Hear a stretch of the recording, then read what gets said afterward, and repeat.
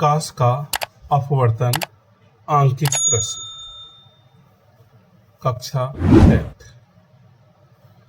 एक प्रकाश किरण वायु से द्रव में अभिलंब से 45 डिग्री के कोण पर कोण बनाते हुए प्रवेश करती है।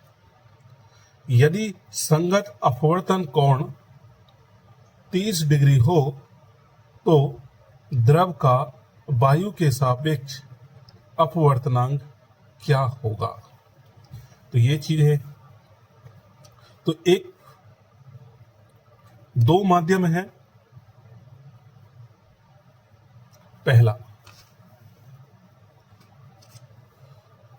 वायु और दूसरा है द्रव। तो ये कह रहा है कि प्रकाश की किरण वायु से द्रव में अभिलंब, ये क्या है? अभिलंब।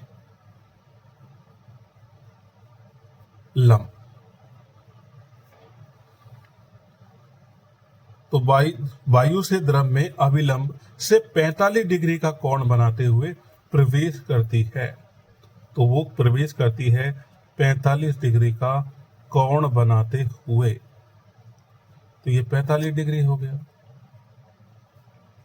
अब यदि संगत अपवर्तन कोण 30 डिग्री हो तो ये है 30 डिग्री, ये है 30 डिग्री।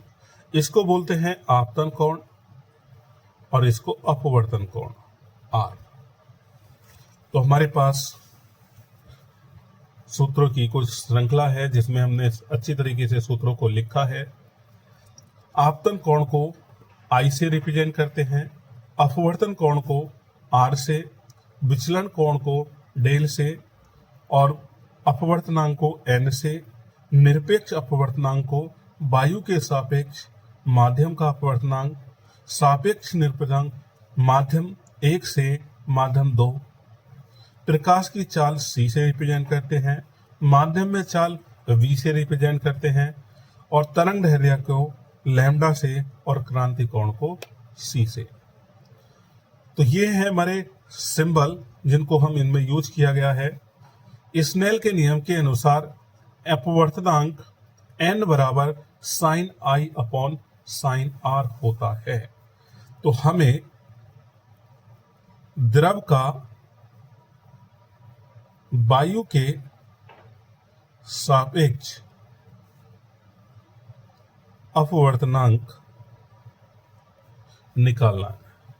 तो वो है n बराबर sine i upon sine r. तो यहां रख सकते हैं साइन आई। तो साइन आई की वैल्यू है 45 डिग्री और ये है साइन आर, और आर की वैल्यू है 30। साइन 45 की वैल्यू होती है 1 अपॉन √2 और साइन 30 की वैल्यू होती है 1/2। ये ऊपर पहुंचेगा 2 अपॉन √2, 2 से कटेगा √2r और n बराबर होगा √2, जिसका मान होता है 1.414। अर्थात √2 का जो मान होता है वो 1.414 और साइन 30 उसकी वैल्यू 1/2 और साइन 45 की वैल्यू 1/√2 होती है। चलते हैं नेक्स्ट प्रश्न की ओर। वायु तथा जल में प्रकाश की चाल क्रमशः इतनी है। तो वायु में प्रकाश की चाल c बराबर, वायु में क्या होती है c, तो वो है 3 गुना 10⁸ मीटर प्रति सेकंड और माध्यम में प्रकाश की चाल वो है v 2.25 गुना 10 की पावर 8 मीटर प्रति सेकंड। तो वायु से जल में, तो वायु से कहाँ जा रही है? वायु से किसी माध्यम में जा रही है तो वो उसका निरपेक्ष अपवर्तनांक कहलाता है। और निरपेक्ष अपवर्तनांक का जो सूत्र होता है वो n बराबर c अपॉन v होता है। क्या होता है? n बराबर c अपॉन v।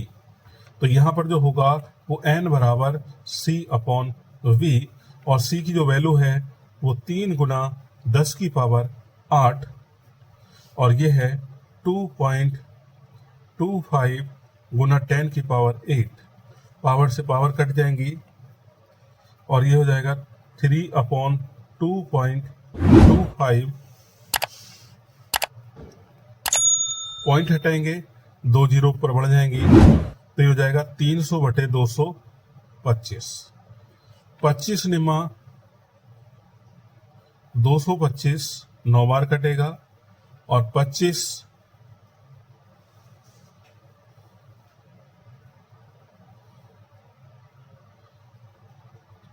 25 एकम 25, और 25 दूनी 50। काटेंगे तो ये कटेगा 3 से 4 बार, ये 3 से 3 बार, तो 4/3। तो इसका जो अपवर्तनांक आया वो 1.33, अर्थात n बराबर 1.33। चलते हैं नेक्स्ट प्रश्न की ओर। निर्वात में प्रकाश की चाल, निर्वात में प्रकाश की चाल c बराबर 3 गुना 10 की पावर 8 मीटर प्रति सेकंड, और कांच का अपवर्तनांक n बराबर 3/2। तो ये कह रहा है कि कांच में प्रकाश की चाल, कांच में प्रकाश की चाल v, जो आपको ज्ञात करना है। सूत्र है n बराबर c अपॉन v, तो v बराबर है c अपॉन n। c की वैल्यू 3 गुना 10 की पावर 8, और n का मान है 3/2। 3 से 3 कटेगा, 2 पर पहुंच जाएगा, तो 2 गुना 10 की पावर 8 मीटर प्रति सेकंड। चलते हैं नेक्स्ट प्रश्न की ओर।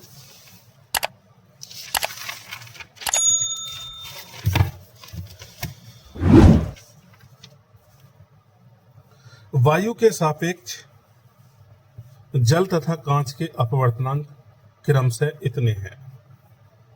किसके सापेक्ष? वायु के सापेक्ष। तो ANW, तो वायु और ये जल, तो A एयर और W जल, तो ANW उसका अपवर्तनांक 4/3। फिर कह रहा है कि वायु के सापेक्ष कांच का, तो ANG, कांच मतलब ग्लास, तो ये हो जाएगा ANG। इसका जो अपवर्तनांक है वो है 3/2। तो जल के सापेक्ष कांच का अपवर्तनांक तथा कांच के सापेक्ष जल का अपवर्तनांक ज्ञात कीजिए। तो ये कह रहा है कि जल के सापेक्ष कांच का, तो जल WN कांच का अपवर्तनांक ज्ञात कीजिए। तो जब ज्ञात करेंगे तो ANG अपॉन ANW, ये इसका सूत्र होगा। इस सूत्र में रखेंगे तो WNG, तो देखिए ANG 3/2, और ये है ANW तो वो है 4/3। तो ये 3 ऊपर जाएगा और ये 2 के साथ गुना हो जाएगा, तो बनेगा 9/8। तो WNG का जो मान होगा वो 9/8 होगा। अब पूछता है कि कांच के सापेक्ष जल का, कांच के सापेक्ष जल का, तो ये होगा WNG। तो 1/9/8, 8 ऊपर पहुंच जाएगा और ये हो जाएगा 9। ये दोनों क्या हो जाएंगे, इसके आंसर हो जाएंगे।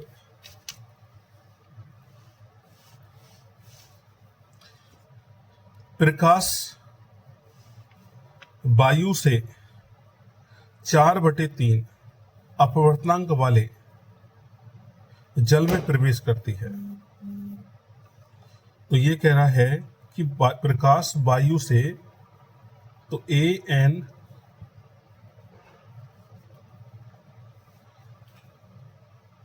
W 4/3 जल में प्रवेश, जल में प्रकाश की चाल की गणना कीजिए, अर्थात V पूछा गया है और जो प्रकाश की चाल है C वो है 3 × 10⁸ मीटर प्रति सेकेंड।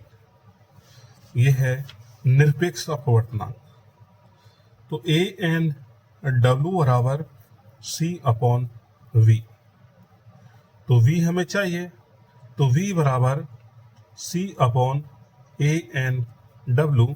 C का मान 3 × 10⁸ और ये है 4/3। ऊपर पहुंच जाएगा 3, तो ये बनेगा 9/4 × 10⁸ काटेंगे तो 4 दूनी 8 लगा लिया पॉइंट, 10 हो जाएगा। 4 दूनी 8 और 5 चौक 20, तो 10⁸। तो 2.25 × 10⁸ मीटर प्रति सेकेंड। तो जल में प्रकाश की जो चाल होगी वो 2.25 × 10⁸ मीटर प्रति सेकेंड होगी। नेक्स्ट प्रश्न की ओर। निम्न चित्र के अनुसार प्रकाश की किरण वायु से किसी माध्यम में प्रवेश करती है और वायु के सापेक्ष माध्यम का अपवर्तनांक ज्ञात कीजिए। चित्र इस तरीके से है, ये अभिलंब है और ये किसी माध्यम से प्रवेश कर रही है। तो ये एंगल है 60 डिग्री और ये अपवर्तित होकर 43 डिग्री का कोण बनाती है। तो इसे बोलते हैं आपतन कोण I और इसको बोलते हैं R। तो अपवर्तनांक हमसे पूछा गया है, तो स्नेल का नियम उसमें हमने पढ़ा है कि n बराबर होता है sin I/sin R। तो sin I की वैल्यू है 60 डिग्री, sin R उसकी है 45 डिग्री। sin 60 √3/2 और इसकी है 1/√2। ये ऊपर पहुंच जाएगा, तो √3/2 और ये √2/1, ये इससे कटेगा √2 बार, तो ये रह जाएगा 3/2n। ये इसका क्या होगा, आंसर होगा। यहाँ रूट से ये 2 रूट बार कट जाएगा और √3/2 इसकी वैल्यू रह जाएगी। इन क्वेश्चनों को बार बार रिवाइज करें जिससे कि हम सारे फॉर्मूलों को, एक बार इस फॉर्मूलों को भी हम पूरी तरीके से कंठस्थ करें। जितने अच्छी तरीके से इनको याद करेंगे उतने ही तरीके से हम फॉर्मूलों को तैयार कर सकते हैं। जैसे इसमें देखा है कि जो तरंग दैर्ध्य है वो लाल रंग की अधिकतम होती है बैंगनी रंग से, इसीलिए अपवर्तनांक लाल रंग का अधिक होता है बैंगनी रंग से। लाल रंग का अपवर्तनांक तरंगदैर्घ्य अधिक बैंगनी रंग से, इसलिए हम कह सकते हैं कि क्रांति कोण का जो मान होगा बैंगनी रंग का कम और लाल रंग का अधिकतम होगा। तो इन फॉर्मूलों को अच्छी तरीके से याद करें और सारे सवालों को इन्हीं सूत्रों से किया जाएगा जो भी अपवर्तनांक के हैं। इसी तरीके की वीडियो प्राप्त करने के लिए चैनल को सब्सक्राइब करें।